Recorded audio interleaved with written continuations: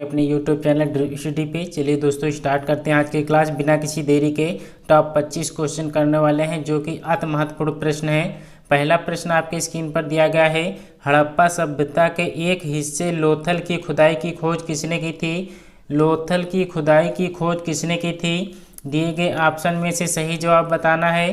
तो option number C जो है SR राव जो है इसका बिल्कुल सही जवाब होगा। तो ऑप्शन नंबर सी इसका बिल्कुल सही जवाब होगा। अगला प्रश्न आपसे पूछा गया है। अलाउद्दीन खिलजी द्वारा बनाया गया प्रसिद्ध अलाई दरवाज़ा कहाँ पर स्थित है? अलाई दरवाज़ा कहाँ पर स्थित है? दिए गए ऑप्शन में से सही जवाब बताना है। तो अलाई दरवाज़ा जो है नई दिल्ली में स्थित है। तो ऑप्शन नंबर बी जो है इसका बिल्कुल सही जवाब होगा। अगला प्रश्न आपसे पूछा गया है। निम्नलिखित में से किन सम्राटकों के शासन काल में भारत की पहली मुद्रा रुपया मुद्रित हुई थी? ऑप्शन नंबर सी जो है शेर शाह जो है इसका बिल्कुल सही जवाब होगा। भारत की पहली मुद्रा रुपया जो है मुद्रित हुई थी वह शेर शाह के शासन काल में हुई थी। तो ऑप्शन नंबर सी जो है इसका बिल्कुल सही जवाब होगा। अगला प्रश्न आपसे पूछा गया है।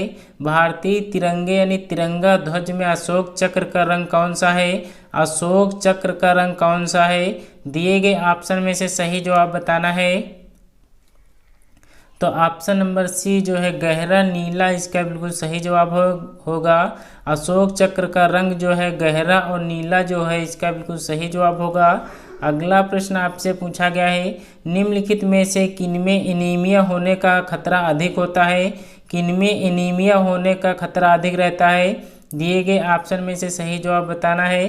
तो ऑप्शन नंबर सी जो है गर्भवती महिलाएं इसका बिल्कुल सही जवाब होगा। ऑप्शन नंबर सी इसका बिल्कुल सही जवाब होगा। अगला प्रश्न आपसे पूछा गया है। निम्नलिखित में से कौन सा जानवर रेबीज फैला सकता है? रेबीज फैला सकता है आपसे पूछा गया है। दिए गए ऑप्शन में से सही जवाब बताना है। तो कुत्ता जो है इसका बिल्कुल सही जवाब होगा। रेबीज फैलाने वाला जो जानवर है वो कुत्ता है। तो ऑप्शन नंबर डी जो है इसका सही जवाब होगा। अगला प्रश्न आपसे पूछा गया है। निम्नलिखित में से कौन अवध के कृषक आंदोलन का नेता था? अवध के कृषक आंदोलन का नेता कौन था? दिए गए ऑप्शन में से सही जवाब बताना है। तो ऑप्शन नंबर ए जो है बाबा रामचंद्र इसका बिल्कुल सही जवाब होगा। तो ऑप्शन नंबर ए जो है इसका बिल्कुल सही जवाब होगा। अगला प्रश्न आपसे पूछा गया है। इनमें से कौन सा उत्तर प्रदेश का लोक नृत्य नहीं है? कौन सा उत्तर प्रदेश का लोक नृत्य नहीं है आपसे पूछा गया है। दिए गए ऑप्शन में से उत्तर प्रदेश का लोक नृत्य कौन सा नहीं है? तो ऑप्शन नंबर डी जो है गिद्ध नृत्य जो है ये पंजाब का है। तो ऑप्शन नंबर डी जो है इसका बिल्कुल सही जवाब होगा। अगला प्रश्न आपसे पूछा गया है। भारत के संविधान की कौन सी अनुसूची राज्यसभा में सीटों के बंटवारे का निर्धारण करती है? सीटों के बंटवारे का निर्धारण करती है। कौन सी अनुसूची है राज्यसभा में सीटों का बंटवारे का निर्धारण करती है? तो चौथी अनुसूची इसका बिल्कुल सही जवाब होगा। ऑप्शन नंबर बी जो है इसका बिल्कुल सही जवाब होगा। अगला प्रश्न आपसे पूछा गया है। चिन्नार वन्य जीव अभ्यारण्य भारत के किस राज्य में स्थित है? चिन्नार वन्य जीव अभ्यारण्य भारत के किस राज्य में स्थित है? दिए गए ऑप्शन में से सही जवाब बताना है। तो ऑप्शन नंबर डी जो है चिन्नार वन्य जीव अभ्यारण्य जो है केरल राज्य में स्थित है। तो ऑप्शन नंबर डी जो है इसका बिल्कुल सही जवाब होगा। अगला प्रश्न आपसे पूछा गया है। इनमें से किस फसल का ज्ञान वैदिक काल के लोगों को नहीं था? वैदिक काल के लोगों को कौन सी फसल का ज्ञान नहीं था? 11 का जवाब करना है।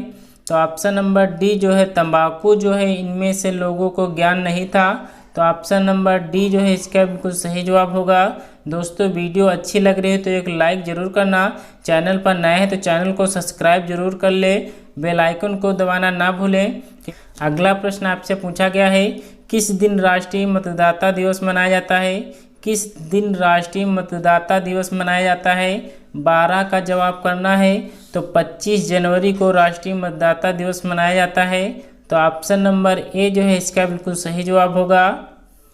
अगला प्रश्न आपसे पूछा गया है। उत्तर प्रदेश में मान्यता प्राप्त स्टॉक एक्सचेंज कहाँ है?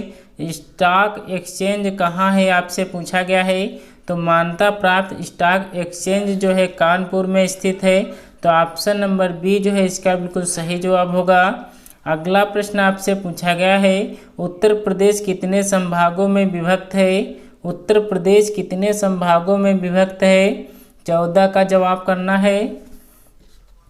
कौन सा इसका सही जवाब होगा? तो उत्तर प्रदेश जो है 18 संभागों में विभक्त है। तो ऑप्शन नंबर डी जो है इसका बिल्कुल सही जवाब होगा। अगला प्रश्न आपसे पूछा गया है, राष्ट्रीय कृषि विकास योजना किस पंचवर्षीय योजना के अंतर्गत प्रारंभ हुई थी? किस पंचवर्षीय योजना के अंतर्गत प्रारंभ हुई थी? दिए गए ऑप्शन में से सही जवाब बताना है। नीचे दिए गए ऑप्शन में से सही जवाब बताना है। तो 11वीं पंचवर्षीय योजना जो है इसका बिल्कुल सही जवाब होगा। ऑप्शन नंबर डी इसका बिल्कुल सही जवाब होगा। अगला प्रश्न आपसे पूछा गया है, उत्तर प्रदेश में नॉलेज पार्क की स्थापना की जा रही है। उत्तर प्रदेश में नॉलेज पार्क की स्थापना की जा रही है। दिए गए ऑप्शन में से सही जवाब बताना है। तो ग्रेटर नोएडा में जो है इसका बिल्कुल सही जवाब होगा। ग्रेटर नोएडा में जो है नॉलेज पार्क की स्थापना की जा रही है। तो ऑप्शन नंबर सी जो है इसका बिल्कुल सही जवाब होगा। दिल्ली में मुगल साम्राज्य की नींव निम्नलिखित में से किस लड़ाई के परिणाम स्वरूप पड़ी? किस लड़ाई के परिणाम स्वरूप पड़ी थी आपसे पूछा गया है। किस लड़ाई के कारण जो है मुगल साम्राज्य की नींव पड़ी थी? तो ऑप्शन नंबर डी जो है पानीपत की पहली लड़ाई जो है मुगल साम्राज्य की नींव पड़ी थी। तो ऑप्शन नंबर डी जो है इसका बिल्कुल सही जवाब होगा।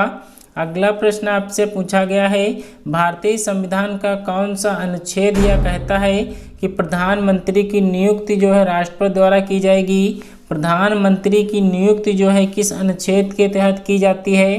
दिए गए ऑप्शन में से सही जवाब बताना है। तो अनुच्छेद 75A जो है इसका बिल्कुल सही जवाब होगा।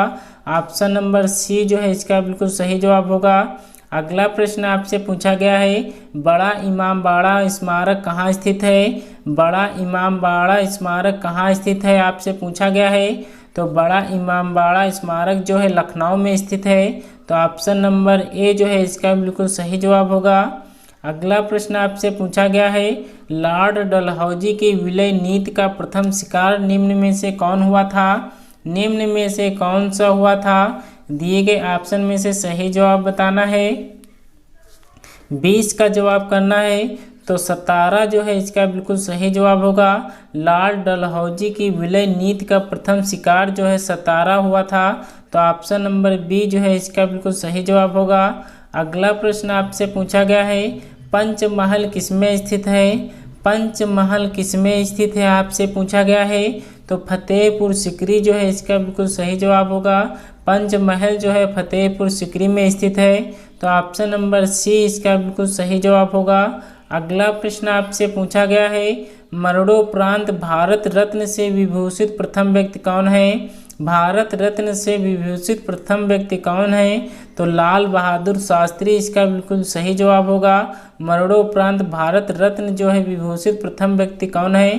तो लाल बहादुर शास्त्री इसका बिल्कुल सही जवाब होगा। अगला प्रश्न आपसे पूछा गया है, निम्नलिखित में से कौन सी शिवाजी की राजधानी थी? शिवाजी की राजधानी कौन सी थी? तो ऑप्शन नंबर बी जो दिया गया है रायगढ़ इसका बिल्कुल सही जवाब होगा। शिवाजी की राजधानी रायगढ़ थी। तो ऑप्शन नंबर बी इसका बिल्कुल सही जवाब होगा। अगला प्रश्न आपसे पूछा गया है, जहांगीर की कब्र कहाँ बनाई गई थी? जहांगीर की कब्र कहाँ बनाई गई थी? 24 का जवाब करना है। तो लाहौर जो है इसका बिल्कुल सही जवाब होगा। जहांगीर की कब्र जो है लाहौर में बनाई गई थी। तो ऑप्शन नंबर सी जो है इसका बिल्कुल सही जवाब होगा। अगला प्रश्न आपसे पूछा गया है, आंध्र प्रदेश का विजयवाड़ा शहर जो है किस नदी के किनारे पर स्थित है? किस नदी के किनारे पर स्थित है? आंध्र प्रदेश का विजयवाड़ा शहर किस नदी के किनारे पर स्थित है? तो ऑप्शन नंबर डी जो है कृष्णा नदी पर स्थित है। तो ऑप्शन नंबर डी जो है इसका बिल्कुल सही जवाब होगा। दोस्तों आज की क्लास कैसी लगी कमेंट्स बॉक्स में ज़रूर बताना। चैनल पर नए हैं तो चैनल को सब्सक्राइब कर बेल आइकन को प्रेस करना ना भूलें ताकि आने वाली हर वीडियो आपके पास सबसे पहले पहुंचे।